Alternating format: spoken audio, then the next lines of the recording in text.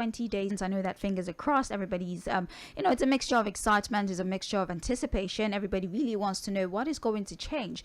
The fact that power is changing hand, does that mean that we would see a new dynamic in the leadership, process of our country, decision making? What changes are we going to see? What aspect of our country is going to be retained? What sort of revamping will be done to, our economy and, just being Nigerians as a whole? What is going to be different? That's the big question that has been on the lips of everybody. And I think that from May 29th, which is when the inauguration is going to take place, a lot of eyes are going to be on the incoming administration. Expectations are growing higher and higher, and we definitely share those sentiments. But not to worry, for the fact that you're with Mainland 98.3 FM. Like I always say, we've made it our sole responsibility to make sure that you are kept abreast of happenings in every ramification of the polity. My name is Sage Babalola. Again, this is Mainland 98.3 FM. Happening right this very moment is trends in the papers. Speaking of information, we do have the dailies here that has reported some of the recent happenings or even developing stories that have been going on. Now we're going to do what we can to provide you with this information, give analysis to these stories, and then thereafter there's a platform where you can now call in to tell us what you think about this particular situations that have been reported in the dailies. I'm not alone, of course. To give analysis to the headlines, I am joined this morning virtually by Fuad Said. Fuad, good morning to you. Thank you for joining us. Fuad. Oh, good morning. Yes. Can you hear me? Fuad, are you with us?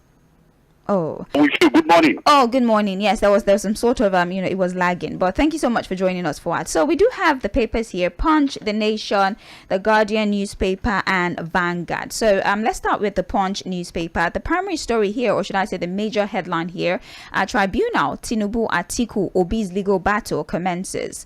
PDP APM's petition pre-hearing holds today. Obi's case Wednesday.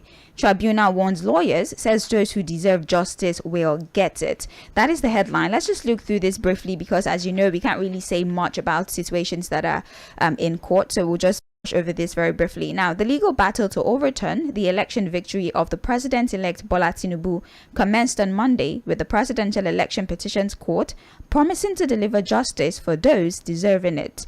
The long-awaited pre-hearing proceedings, which was held in a court of appeal Abuja, was presided over by Justice Haruna Samani, who gave the assurance that justice would be served dispassionately. And the lawyers have also been advising that there should be no wasting of unnecessary time. There should be cooperation so that everybody leaves here unsatisfied.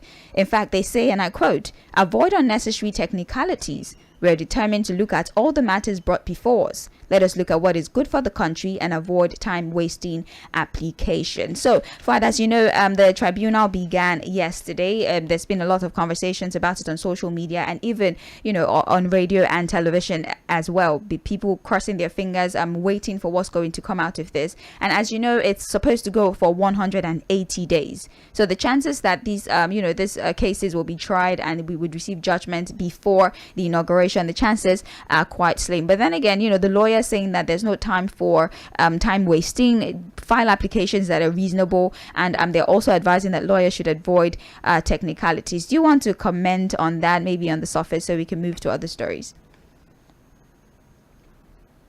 Have started sitting the Presidential Election Tribunal, which sits at the appeal court. That the appeal court also doubles as the Presidential Election Tribunal.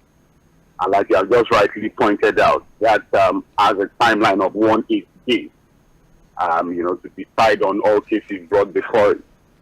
I like the fact when lawyers are being told to avoid filing frivolous applications, what you call delay tactics. Lawyers deliberately sometimes in trying to drag the case unnecessarily, file frivolous applications and all of that. But I think it's also of the court immediately identify such frivolous applications and strike it out immediately. Because I must tell you, lawyers are going to try to do that. So it is now the responsibility of the court to identify those frivolous applications and strike them out immediately so that they don't waste the time of the court. That's number one. In addressing the lawyers too, you just read that they have been advised to avoid technicalities, and in fact, the court was not judging this matter on technicality. Yeah. And I think it's been pointed out that, look, they are going to be looking at the merits of the case. we talked about the fact that court cases are not decided on sentiment and emotion. Yeah. It's about documentary evidence and the merit of the case that is brought before it. And I like the fact that it's been clear at the issue that, look, we are not going to be judging this matter on any frivolous technicality, because, in fact, there's enough technical grounds that lawyers can pick on, yes. To begin to push all manner of narratives and all of that. So it's good that the court has said, look, we are going to be looking at the merits of the case, and we are going to be doing what is the best for the country as far as national interest is concerned. So I think the best that we can do is to avoid commenting too much on what has been brought before the case, or the court, so that we don't go prejudicial. Yes. But the reality of what we have is that we have a timeline of maximum 180 days, after which an appeal can be filed, and then we have another 60 days. But as it is, the cases have started. Hearing started yesterday. I think on Wednesday again, seeking to continue. Yes. And then we'll keep our fingers crossed to see what is going to come. Yes. Yes. We'll keep our fingers crossed to see what is going to come out of the court cases. It's still part of the democratic process, and of course the last lap of the election cycle. Well, thank you very much, Fuad. Page 2 of the Punch newspaper is where you get details of that story. Now, we're still on page 2. The headline here, National Assembly, APC picks Akpabio Abbas. The All Progressives Congress on Monday announced the immediate past Minister of Niger Delta Affairs, Senator Godwin Akpabio, as a consensus candidate for Senate presidency in the 10th Assembly. The ruling party also adopted the chairman of the Senate Committee on Appropriation, Senator Jibrin Barau, as the next deputy Senate president. Now, rising from a 3.5-hour crucial meeting of the National Working Committee, Felix Morka told journalists, that's the National Publicity Secretary, by the way, told journalists that only zoning of the two principal offices in both the Senate and House of Representatives had so far been decided. And according to him, the zoning and consensus candidates were done in consultation with the President-elect Asiwaju Bola Ahmed Tinubu. Fuad, I mean, one would have really thought that election drama would have subsided, with the presidential and gubernatorial, but it seems like the leadership composition of the 10th National Assembly might be even more contentious than what we thought. There was a meeting yesterday, and we saw that the resolve of that meeting, or at least according to the papers, is that they've decided to adopt some sort of zoning formula, with the Senate presidency going to the south, Godswill Akpabio, deputy Senate to the northwest, Senator Barau, for Speaker Northwest, Honorable Abbas. For Deputy Speaker, we have the southeast, Honorable Ben Kalu. Now, zoning the third seat to the southeast was considered some sort of, should I say, antidote to this notion of marginalization of the southeast. So I want to ask the question that, do you think that now that the position of deputy speaker, according to the papers, being zoned to the southeast might be deemed sufficient? Plus, what implication do you see the zoning arrangement having on the APC and in fact the National Assembly in totality? Well, against expectations, my personal expectations and predictions, the APC have decided to come out with an official statement on zoning the four major principal positions of the 10th Assembly. And in fact, they have also termed the consensus. You remember the last time when the issue of zoning and consensus came up, and I said these are not contrasting ideas, because you can actually have zoning, which is even in itself a form of consensus. Yes. So what we have seen from the APC, because there's an official press release from the National Working Committee of the APC that came out yesterday, and as you have rightly just read out, the Senate presidency has been zoned to the south-south. An interesting thing is that it was not just zoned to the south-south, it's been given to a particular candidate. Yes. Because it's not just zoned to a region and leave it open for people to contest yes, from that region. But the APC didn't leave that lacuna, as it were. What they did was to zone to regions and also even give it to candidates and start them consensus candidates. So what you have is that for the Senate president, it's been given to the south-south, Senator Godswill Akpabio. The deputy Senate president has been given to Senator Jibrin Barau, who was a major contender for the position of Senate president. That goes to the northwest from Kano State. Yes. Now you have the speakership again going to the northwest. Senator Honorable Tajuddin Abbas from Kaduna State. And then, of course, the southeast has now gotten the position of deputy speakership. in the person of Honorable Ben Kalu. Yeah. Yeah. Now the issue is this. It would be nice to see the reaction of other contestants within the APC, because as at yesterday, Senator Odizo Kalu was still in the race. In fact, he had written officially to the National Working Committee of the APC that he was going to be contesting for the position of Senate President. And if we were to go by what senators at all the political parties in the Southeast are saying, the fact that for sake of equity, fairness, and justice, that position of Senate President should come to the Southeast, then it will be interesting to see what the opposition senators are going to do as far as what the APC has done is concerned. Whether the opposition political party and senators and honorables, with their numbers, you know that yesterday we analyzed it. Yes. In the Senate, the APC has 59 senators. The opposition political parties have 50 in total. Fuad, are you with us? I think the connection is not necessarily on our side this morning. What we're going to do is disconnect and try to get Fuad back on the line. Fuad, you're back. Okay, let's try to get Fuad back on the line. But you're listening to Trends in the Papers on Mainland 98.3 FM. You can stream live, of course. You can watch us if you don't have access to your radio. Just go to our social media platforms, Facebook, YouTube. We're streaming live, Mainland 98.3 FM. And do well to drop your contributions. When it's time to take submissions, we'll be more than happy to take them. Hello, Fuad. Hello. Oh, it's unfortunate that we're not able to, the connection is not exactly on our side this morning, but it's okay. Whilst we're waiting to get Fuad back on the line, we'll continue the conversation the minute Fuad is back on the line about what implication we think this decision of the ruling party is going to have moving forward. As you know, the Southeasterners were, many people even showed apprehension that they didn't want the third seat. They wanted the first seat.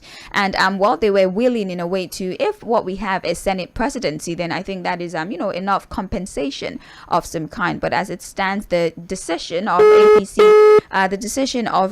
to give the deputy speaker to the Southeast, we're trying to ascertain, do you think that this is going to be enough of a compensation, and what's going to be the reaction of the senators elect? I think we have Fuad back now. Hello, Fuad.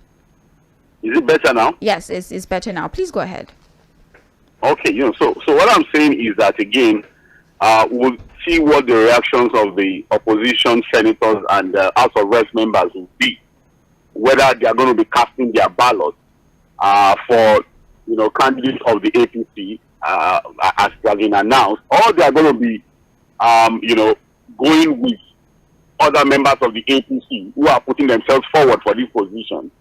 Because as at yesterday, we still have our 4 House of Reps members from the APC who are still interested in becoming speaker. So it will be interesting to see the reaction of the opposition political party. That's on that. Now, there's particular points we've been raising about the fact that if we look at the hierarchy of things now, yes, as it is composed, the Southeast is only in the hierarchy of things, and I'm putting my words carefully. The Southeast will be getting the deputy speakership position. Yes, as it is now, because the South, if you look at the hierarchy of things, the president is from the Southwest, the vice president is from the Northeast. Yeah. The Senate president now is coming from the South. The deputy Senate president is coming from the Northwest. The speaker from the Northwest, and now the deputy speaker Southeast. From the Southeast. Now this is the issue, because on a number of our programs, I've seen Southeasterners who have said that is it really about position? Because again, if we are going to be discussing the issue of equity, fairness, and justice, I'll tell you that what will bring equity, fairness, and justice to Nigerians is not the distribution of positions among politicians. It's about good governance. Right. I say it again that look, all of what you are saying about zoning, consensus, distribution of positions among politicians are majorly for individual interest, not about national interest. Because what will bring equity, fairness, and justice? Hello, Sage. Yes, I'm with you, Fuad. To Nigerians is good governance. If people can see the dividends of democracy, that is equity, fairness, and justice for me. That is balancing for me. That is politics of inclusion for me. If Nigerians wake up and they can see stable power supply, if Nigerians wake up and they see that the economy is stabilized, if they see that inflation has dropped to single digits, if they wake up and their living standard improves substantially, that is equity, fairness, and justice, not distribution of power to individual politicians, which is just personal interest. You see, when politicians come up with the narratives of equity, fairness, and justice, it is when their interest is involved. Right. If their interest is not involved, they will do something else completely. So, whatever the politicians have done in terms of decision of positions and what eventually happens when the 10th Assembly is inaugurated, for me, is just power play amongst politicians. What we, and I think a lot of Nigerians, should be waiting for or should be putting on the agenda is good governance that would see that their lives are better than what it is now. So we'll leave it at that. This is politics from politicians doing what they need to do. Because again, just permit me 1 minute. Yes, please go ahead. We had a president in 1999 to 2007 that was from the southwest, in Olusegun Obasanjo. So let us even say sharing of position among politicians benefits regions. Let us assume that is the situation of things. What did the southwest gain from the presidency of Olusegun Obasanjo for 8 years?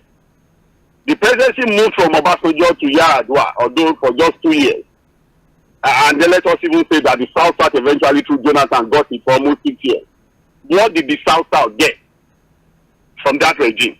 Practically. Even let us even narrow it down to Bayelsa. Who would they say they benefited from the Jonathan government? It moved again. From Jonathan, we went to Buhari. Would the Northwest now beat their chest and say that the 8 years of the Buhari government had brought anything to them? Looking at the realities of the Northwest now, banditry, kidnapping, insecurity, what has been the gains of the Northwest? Now, I'm not talking of individual politicians from the Northwest. I'm talking about the generality of the people of the Northwest. Now that Asiwaju Bola Ahmed Tinubu is getting it from the Southwest, I will say it will all be Eldorado for the people of the Southwest and the Southwest in general. And that's why I say that what will bring equity, fairness, and justice to Nigerians should be good governance, and that's what we should be talking about. Right. Fawad, speaking of marginalization, I mean, I totally agree with you that representation at the higher, echelon of power does not necessarily translate to the people who this individual is representing. They're going to get the best of amenities or nothing like that. I mean, history is there to remind us of that. But then, speaking of marginalization, you would notice that in this list, there's nothing for even the North Central, because we're talking about region. There's nothing for the North Central, nothing at all. So, what is that? Is that supposed to be? Do you envision that there's going to be some pushback from the North Central regarding being exempted from even the smallest parts of power distribution?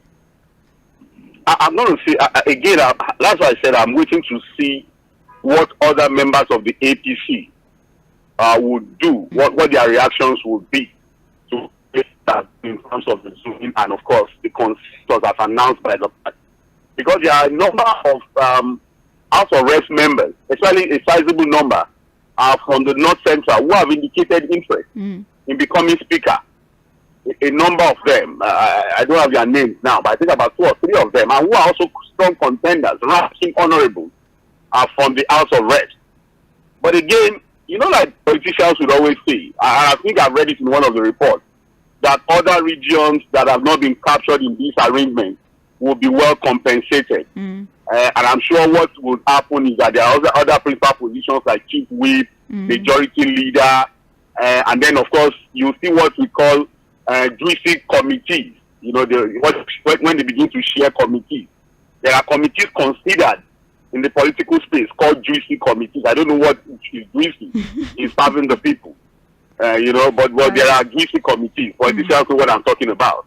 So maybe that would eventually come to play for other, zones and politicians that have not been carried along, quote and unquote, when politicians say these things. Right. But I'm sure they will find a way to compensate these guys with other principal positions, and then also some other juicy, quote and unquote, now committees. That is, of course, if they decide to align themselves with this zoning arrangement, if there's no, pushback or some controversy doesn't stem for all this. Again, like Fuad has said, let's wait and see what the reaction is going to be. Page 2 of the Punch newspaper is where you get details of this story. Now, let's move on.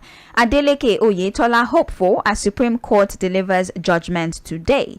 The All Progressives Congress and the People's Democratic Party in Osun State have expressed hope for victory as the Supreme Court today determines the authentic winner of the July 16, 2022 governorship election in the state. For the back and forth still continues. It's been months between Adeleke and Oyetola. As you know, they initially approached the election tribunal. This was when we were being told that vote buying was, should I say, the election was riddled with vote buying, and because of that, it would not stand. Yes, yeah. overvoting, and because of that, it would not stand. And then we saw that they approached the tribunal. Adeleke was declared the winner, and then they approached the appeal court, and then now it's in the Supreme Court. Oyetola has taken the matter to the Supreme Court, and all fingers are crossed, waiting for what is going to happen. What will be the position of the Supreme Court? Who is the legitimate governor of Osun State? I know this is a legal matter. We cannot comment too much on it, but would you like to talk about the back and forth? Yeah. Whatever is happening in Osun State now, again, stems from what we have in the Constitution about how, the court processes when it comes to governorship elections are decided. Again, we talked about timelines. We talked about the fact that for governorship elections, we have 3 levels at which the courts are permitted to have say on the outcomes of governorship elections. It starts at the tribunal. If you remember, at the tribunal level, the victory of Adeleke was nullified. Yes. And was given to Oyetola.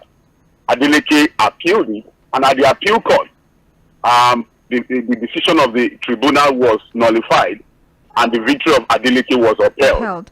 On the street, they would say that's 1-1. The tribunal give it to Oyetola, the appeal court give it to Adeleke. But this is the final level, the Supreme Court level now. Yes. So what the final decision is going to come from the Supreme Court. So whatever the Supreme Court decides on is a final thing. And that's what is going to stand as far as the governorship election in Osun State is concerned. And today is the D-Day. The judgment is going to come today. So all we need to do is to wait and see what the Supreme Court will decide on as far as the Osun State governorship election is concerned. So we'll see what happens today, and I'm sure by tomorrow we'll have 1 or 2 things to say about it. Yes. Thank you very much, Fuad. Page 15 of the Punch newspaper is where you find that detail. We have more stories here. Federal government plan rescue of Nigerian domestic workers in Iraq. The National Agency for Prohibition and Trafficking in Persons have said it would partner with the Ministry of Foreign Affairs to assist Nigerian women in Iraq. The Director General of NAPTIP, Professor Fatima Waziri, disclosed that the agency was investigating several rogue labor recruiters who had been reported to be big players in the massive recruitment of Nigerians to Iraq for domestic servitude. So, Fuad, yes, we have information now that there's some sort of, arrangement. They call them mass recruiters. That's how they're being described in the papers, who, recruit, especially Nigerian women, young women. They take them to Iraq and use them for, domestic labor. They do menial jobs and what have you. Now, there's no indication here that they were abducted or anything. Obviously, sincerity of purpose would come up because they would not tell these women what exactly they're going there to do. But if I'm to interpret this report properly, these women, go with them in hopes that the initial promise made to them will be fulfilled. But then they get there and they're being used as domestic staffs and what have you. Now, information has, gotten back to the country, and plans are being made to go and get these women back. Fuad, aside from the fact that people are leaving the country in droves, we have people who are also, let me say, being smuggled out of the country. The fact that they would prefer to be somewhere else, to be domestic staff somewhere else than to stay in the country. I don't know what sort of image, this paints, not just in Nigeria, but the image of Nigeria that is being painted to the rest of the world. Well, this is a form of modern day slavery. And again, people who engage in these things take advantage of the poverty situation in the country, the level of poverty in the country. They also take advantage of the lack of awareness of their victims. But you know, there are people who just feel that, look, maybe you are able to board the aeroplane. Yeah. And then you fly out of Nigeria, you are going abroad. Or that you are rich automatically. Just get a visa of any country anywhere in the world. And then if you have an opportunity to enter an aeroplane, the automatically riches comes. Everything is greener on the other side. So they take advantage of the lack of awareness, lack of information of these people to do all of these things. And we've seen videos, for example, of female domestic servants harassed by people of that particular region. You know, when you said Iraq, I was shocked. What would anybody be going to Iraq to do? Iraq is almost, a state in anarchy as we speak. You know, since the removal of Saddam Hussein, that country has not really had any stable government. It's been instability from one government to the other, and one would think that, that's not even a country of choice for any Nigerian, no matter what. But again, like I said, people who engage in these things take advantage of the lack of awareness and information of Nigerians, and of course the desperation of Nigerians to just get out of the country to any country anywhere in the world. I was listening to the Sudanese returnees sharing their experience about what they saw in Sudan, and it beats me to even imagine that Nigerians will go to Sudan and some of these countries to maybe for education or whatever. I just wonder really what Nigerians are looking for. But can you blame Nigerians when the situation back home in some states it's almost as worse as where they are also going to? But it would be nice to see what NAPTIP and the Foreign Affairs Ministry will be doing to return some of these people, because some of them are stuck. They don't even know how to come back home. Yes. Yes. So if they are traced and they can be returned to the country, that would be a good one for them. Yes. Well, we really hope that, they're able to successfully repatriate these women back to the country. So unfortunate that we're seeing reports like this one. But anyways, let's move to another headline now. We have here, Obi's visit not about reconciliation, says Soyinka. Playwright Professor Wole Soyinka has termed as inappropriate and diversionary media report that the presidential candidate of the Labour Party in the February 25, 2023 poll, Peter Obi, visited him in Abeokuta, Ogun State for reconciliation. He says, "I do not know and I am unable to relate to something known as the obedient or obedient family. Thus, albeit in a different vein, any notion of reconciliation or even relations, positive, negative, or indifferent, with such a spectral emanation is simply grasping at empty air." The elder statesman further said that the discussions were frank, creative, reiterating that it was not a notion of reconciliation, but and it never will be. So let's not waste time reading word for word. Basically, you know what the tussle that went on with Wole Soyinka and the Obedient on social media, especially when the Nobel laureate was should I say criticizing Dati Baba Ahmed's statements, the one he made on in an interview on television, and the Obedient, on social media, on Twitter, they came after him. They insinuated that he has been bought over. A lot of things were said. Now, Obi says that he went to visit Professor Wole Soyinka in a bit to address the issue. Now, reported it that it was some sort of reconciliation move. Now, Professor Wole Soyinka is saying that this was not a reconciliation of anything, because for you to insinuate reconciliation, that would mean that there was a problem in the first place. He said he identifies with Peter Obi. He knows who he is. He knows the Labour Party, but he does not know anything called the Obedient movement. And all the conversations they had was, to come up with creative ways to make the nation better. Do you think his reaction was maybe, I don't know, I don't want to say uncalled for, but why do you think that he's so specific? He wants it to be known that there was no reconciliation or apologizing or pleading of any kind. That conversation was just to discuss creative ideas on how Nigeria can be better.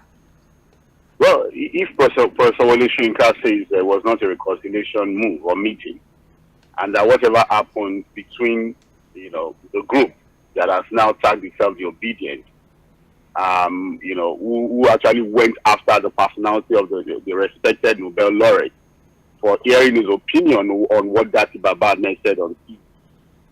Because again, he was really very dirty. A lot of the comments, a lot of the things that were thrown at him, for me, I just thought that a lot of these young ones, again, most of them are young people who really don't understand the crux of the matter. Again, they are driven by emotions and lack of proper understanding of what the issues were. But it's okay. I think everybody is just passionate about a better Nigeria. and so we are driven by different motivations and all of that. So whether the obedient, whether position or whether they articulate or they pacify as it were, I'm sure what should be paramount in the minds of everyone, and those that are not political, is that we want a better Nigeria. And I think that's what Professor Wole Soyinka is saying, that look, all of the back and forth, the banter, is all about getting a better country, and I think that should be the focus. So I think we should just leave it at what Professor Wole Soyinka said, that it's about the betterment of the country, and I think we should just leave it at that. Right. Page 19 of the Punch newspaper is where you find more details. Moving on, bandits kidnap 40 Kaduna worshippers, 9 Emir's children. The Christian Association of Nigeria on Monday raised the alarm that no fewer than 40 worshippers were kidnapped on Sunday at Bege Baptist Church, Madala, Chikun local government area of Kaduna State. The CAN chairman in Kaduna State, Reverend John Yahab, who spoke to newsmen on Monday, said the incident happened at about 9:30 a.m. The worshippers were in Sunday service when around 9:30 they had gunshots very close to the church. The gunmen attacked the church and went away with 40 worshippers. 15 of the kidnapped persons escaped, but we have 25 who are presently in captivity without any word from their abductors. Fuad, we're still getting, reports the insecurity in the country, especially in Kaduna State. Now we have a church being attacked. 40 people were initially abducted. 15 were able to escape. Now there are 25 people in their abductors' den. Nothing has been heard. We don't know if this is for ransom. We don't know what their demands are. But can we talk about the fact that these assailants continue to move in and out of different communities in state, abducting people, being able to very conveniently transport said individuals is quite alarming. And at this point, I really think that there's a need for us to seriously consider state policing. Or what do you think? Or maybe do you think that this might be, we should start opening conversations about I don't want to say people protecting themselves, because I'm never a fan of people taking up arms, but what sort of security arrangements do you think would be best suited to tackle this issue of assailants going into communities and abducting people in broad daylight? It's a Sage. No matter the security structure we put in place, whether it is state policing, community policing, the same structure we have now, if our leaders are not committed to fixing the security problems, nothing is going to change. You just read out something about the brazenness of these attackers. The fact that they go into communities, they commit these crimes, adopt people, and then transport them, because these are not chickens or fowls. Yes. Because even if you have to transport 40 chickens, it's not even easy. If you steal 40 chickens and you're going to move them out of the community, you know the work you will do. How do you move people out? We keep talking about the response of our security operatives, because people go into communities, they go into a church, they kidnap people. Let us even say they are able to commit this crime. But what about the response? How are they able to move people out of communities for hours without any response from our security operatives? Because again, it's easy for us to just narrow it down to the fact that, we need to look at the security architecture, we need to go into state policing, do this, do that, and all of that. Fine. But again, what about the commitment to do the right thing? Are we saying that as it is, even the structure we have, the policing structure we have now, cannot tackle the level of insecurity of the country? Or there's something missing in terms of the commitment of our leaders to really fixing the problem? Are we seeing a situation where indeed these guys are unnecessarily being pampered to continue to commit these crimes? Because it's almost as if we don't have any security in the country. Right. That's the indication. That's what we are getting from the brazenness by which these crimes are committed. I mean, Fuad, and the fact that there's no corresponding response, right? Or something even stronger. Fuad, look at the Kuje prison attack. Up until this very moment, a lot of analysts are still, unable to put together that particular situation, because this is supposed to be a a prison, and you would expect that security architecture would be quite strong, from physical barriers, response time. We have CCTV and what have you. And up until this they operated for almost an hour or over an hour, and they transported said individuals. They broke some people out, and still there was nobody to stop them. So I'm asking the question, questions. Where were the security men that were there? Are you telling me that there's no checkpoints when they were moving those people? There was no checkpoints. They just went into the state. They transported these people, and nobody stopped them along the way. Faith, you are actually talking about Kuje prison. The defense headquarters in Kaduna was attacked by these bandits. Yeah. And they even kidnapped military personnel. Yeah. And went away with weapons as well. Wait, now is that place not supposed to be one of the most secure places in the country? If you understand what I'm saying. I understand you. The NDA in Kaduna was attacked, and military personnel were kidnapped, and nothing happened. They come on bikes and they rode for hours without any response. Again, as much as we're on radio, we're trying to be a bit discreet in the choice of words. We're trying to be cautious with what we say, but the reality is glaring. What we have before us is quite glaring, and no matter how we try to paraphrase it, the reality is that the APC government in the last 8 years has failed Nigerians completely when it comes to security in the country. It's a complete failure. There's no other way to put it. It is what I call complete failure. No other way. There's no way. You try to paraphrase it, you just get even worse. How else do you even describe this? What is the best way to describe what we have in our hands now? And it's unfortunate that before this last election, we were not able to grill these people enough. Yes. On what their plans are to solve this problem. How? Yeah. We saw beautiful manifestos that could have been put together by some technocrats in a sitting room somewhere. But we were not able to grill these guys on what they will be doing differently as far as our security issues are concerned. Now we have a president-elect, even though we have the court listening to all the petitions. But do we have the how answered before we voted the last time out? We didn't. We were more engrossed with infantile, unnecessary issues. And here we are now, the state of insecurity is getting worse, and we really don't have a solution in sight. Quite unfortunate. Thank you very much, Fuad. Page 19 of the Punch newspaper is where you find this particular story. We're taking our time on the papers because I can assure you all the stories across all the papers are almost exactly the same thing. This is Trends in the Papers on Mainland 98.3 FM, the sound of Lagos. My name is Sage Babalola. I do have Fuad Side joining me virtually. Together we've been looking through the reports in the papers, analyzing these reports and trying to provide you with information so that when you're putting your thoughts together to contribute, you're doing so informed. We're streaming live on Facebook and YouTube, Mainland 98.3 FM. Go on there. You can watch us live in the studio. Not to worry, in a bit it will be time to take contributions. We'll open the phone lines, but first let's get through all the stories in the papers. Page 19, like I said before, is where you get more information about the abduction that took place in Kaduna State. Now, moving forward, vehicle imports crashed by 128%. Vehicle import into Nigeria has crashed by 128% between the first quarter of 2023 and the corresponding period of 2021.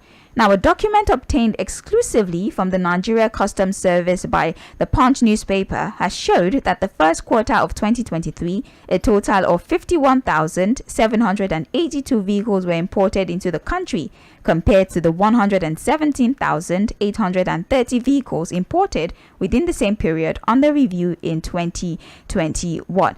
Fuad, a custom officer who pled anonymity, says that a lot of policies as introduced by the government is one of the primary reasons they're suffering this much in importation of vehicles. First things first, said individuals referred back to the just concluded presidential and gubernatorial election. They also spoke about the taxation, the tax regime that we're approaching at this time, the value added tax now being 7.5%. They said that there was also the vehicle registration number, that's the VIN that gives that provides that cars that are older than 15 years old cannot be imported into the 15 years old because of the affordability factor. PIP is now slowly becoming, or is now policies being introduced by the government that are somewhat counterproductive to the growth and development of not just even the port, the sector of our economy, but generally. But we can use this as a poster boy for that conversation. See, it is the poor people that buy these used cars, and they are the most affected. Not the rich or elitist class in the country. They have the money to buy new cars, because again, if you go into buying of new cars, at what cost? Go and look at the cost. how many Nigerians can actually afford to buy new cars? So when it comes to Tokunbo cars, whether above 15 or 20 years, yes, we know people bring in these cars. But it's because that's probably the only option left to ordinary Nigerians who don't have the money to buy new cars.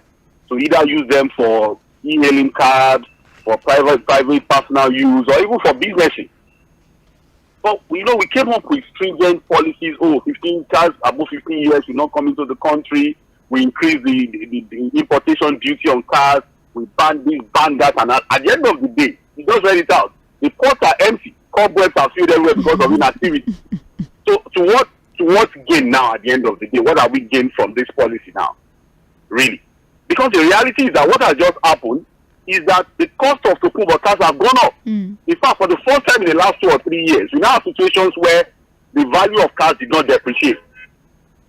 As in, it was shocking. People who bought cars 4 years ago were shocked to know that you are selling their cars now, they are selling at almost double the price because of this particular policy. So what you now find is that a lot of Nigerians who are poor, who really cannot buy these new cars or buy these extremely expensive Tokunbo cars, are resolved to buy fairly used cars. So they now, the Nigerian used cars is what people are buying, and at really, really expensive amounts. So we look at ourselves now, what exactly have we gained from all of these stringent measures? Because the reality is that how many car manufacturers that we have in Nigeria? Even the cars that are manufactured in Nigeria at what price? How many Nigerians can even afford it? I'm not saying that we should not, because again, do we have enough on ground to encourage the local manufacturing of cars or assembly of cars? So, we come up with these things, but at the end of the day, it's the poor that suffers from some of these policies. And as we have seen it now, a lot of Nigerians cannot even afford Tokunbo cars because they are extremely expensive, very, very expensive. Well, that's unfortunately the situation going on at the ports. That's it for Punch newspaper. Let's move now to the Guardian newspaper. This is Trends in the Papers on Mainland 98.3 FM. My name is Sage Babalola, and I'm having a conversation with Fuad Said. Now, Punch newspaper, we have here discontent as aspirants, minority caucus reject Akpabio Abbas. Riders to this, APC affirms Tinubu's choice of Akpabio. Abbas as Senate President, Reps Speaker. Tinubu urged me to step down for Akpabio, says Umahi. Ruling party OK's Jibrin Kalu as Deputy Senate President. Reps Deputy Speaker. Wase Dogu rejects National Working Committee consensus candidate. Minority caucus vows to dethrone Abbas. Kalu constitutes 2-member panel. Betara defies APC, formally declares speakership deal. Now, a fresh crisis is looming in the ruling All Progressives Congress as some of its aspirants for the leadership of the 10th National Assembly last night rejected the party's consensus candidate for positions of Senate President, Deputy Senate President, Deputy Speaker, and also Speaker Fuad. You said you were waiting for a reaction. You already talked about this, yes, yeah. So the reaction we have is a reaction coming. Already. A fresh crisis looming. That was actually the first paragraph, and many are rejecting it. In fact, we have people who are now even declaring their interest in the position, even after the committee had reached a resolve as to who and where they're going to take these positions to. So I guess we'll get more information as we move forward. Other headlines here: reconciliation not mentioned during Obi's visit, Soyinka clarifies. Tight security as Supreme Court rules on Adeleke Oyetola case today. Also addressed technicalities, time wasting will not be entertained. PEPC warns Atiku Obi Tinubu's lawyers. That's the headline on the front page of the Guardian newspaper. All of these stories have been addressed. For the Nation newspaper, we have here Presidential Tribunal strikes out AA's suit. Pre-hearing continues. Tinubu will allow judicial process to run its course. Let's just he has no choice. He has no choice. Like it's not within his hands. Fuad, AA, the party actually they withdrew their case, and the reason they gave for withdrawing the case is that they don't want to be the reason Nigeria will be thrown into another horrific experience similar to June 12, 1993 presidential election crisis. That's what you want to hear the truth from me. Yes, please don't lie on radio. They were never serious from the beginning. I mean, they're saying they don't want problem, they want peace always, so they're pulling back. They don't want to do any case again. Again, it's their choice to do that, but I think they were never really serious. Maybe some of these guys just there are people who think, okay, maybe they're trying to position for a bargain, what have you. But again, it's really right to withdraw their petition, and thank God that they are not in court wasting wasting our time. So we just leave it at that. Fuad, what you doing is not good. Anyways, No. It's obvious they are not serious. So Okay. Okay, well, I don't know. Obedience says Shoyinka, 40 worshippers abducted during church service, 15 victims escape.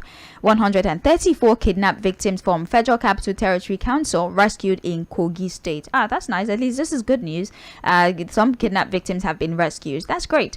We have other headlines here. APC picks Akpabio Abbas as Senate President. Speaker riders to this, Barao Kalu nominated as Deputy Senate President.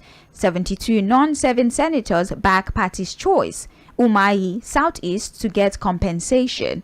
Oji Kalu writes National Working Committee. What kind of compensation? You see the problem? This is where they tie the two together now. Umahi Southeast Well, to get compensation. The whole of it. Okay, wait now. What I'm trying to say is that people should be careful when politicians throw these things at us. Okay, now let's just break it down. yeah. What manner of compensation do you think the Southeast should get? And why do they even deserve a compensation? Well, I think it's the notion of marginalization and maybe the high expectation that they were going to get Senate presidency. Marginalization as to how, precisely? That's why I said it's a notion that has been promulgated for quite a number of time. It's a terrible notion. Now, it's a notion put out there by politicians to deceive us. That's what I'm saying. Right. The reality is that, look, every part of the country is marginalized as it is now. And you know why we are marginalized? Why? Because we have not seen the dividends of democracy from 1999 till date. That's why we are all marginalized. That's why there's agitation everywhere. That's why there's this level of insecurity. Where are the roads? Where is power? What's the state of the economy? We are all marginalized. And so the politicians should please tell this narrative of a region is marginalized or not. And so when they share positions to politicians from that area, they're taking care of the issue of marginalization from that area. These are politicians who are just there getting their own share of the national cake. And until we begin to see the dividends of democracy, I say it again, what we have as zoning and all of this consensus are just politicians sharing positions among themselves. It may not necessarily trickle down to good governance for ordinary Nigeria. Right. Well, thank you very much, Fuad. Other headlines on the front page of The Nation: tight security in Osun ahead of Supreme Court verdict. Lautech doctors on strike. Fuad, I actually went to Lautech. I graduated from there. But the teaching hospital, that's the doctors and nurses at the teaching hospital, are threatening to go on and strike. Well, they are on strike mostly because of condition of service, payments, what have you. And it's the same across board, both on national and state level. We can see the dilapidating structure of healthcare in state. I see that we are marginalized now. It's quite Can you see why I say we are all marginalized? Fuad, it's quite unfortunate that doctors who are supposed to be, they're essential workers. They're a critical part of our economy, of our life, even as a polity. It's so unfortunate that after years of studying and their should I say their responsibility of saving life, they would drop their lab coats, their stethoscope, and be on the street protesting with placards because they want to be treated right in their country, asking to be treated like human beings. To promulgate a law that stops them from leaving the country with unemployment rate projected to be 41% by the end of the year. It is well. Vanguard newspaper: avoid technicalities, delay court warns parties and lawyers. Don't interfere in the choice of new Alafin. Royal family tells Makinde. Reconciliation not discussed. A terrorist attack in Kaduna church. They should leave the Alafin if I should determine that one. Well, 129 more evacuees arrive Abuja. That's for the Sudan crisis. So we're making progress on that front. I think that's where we're going to stop the conversation this morning for trends in the papers. A quick break. We're going to come back by 8:40. That's mainland focus. You've heard all the stories. We'll pick 2-3 stories and then make it the center of conversation. And right after we get Fuad's perspective, we'll open the phone line so that you can also get a word in. My name is Sage Babalola. Fuad Said will be joining you by 8:40, like I said before. Don't go anywhere. This is the sound of Lagos, mainland 98.3 FM.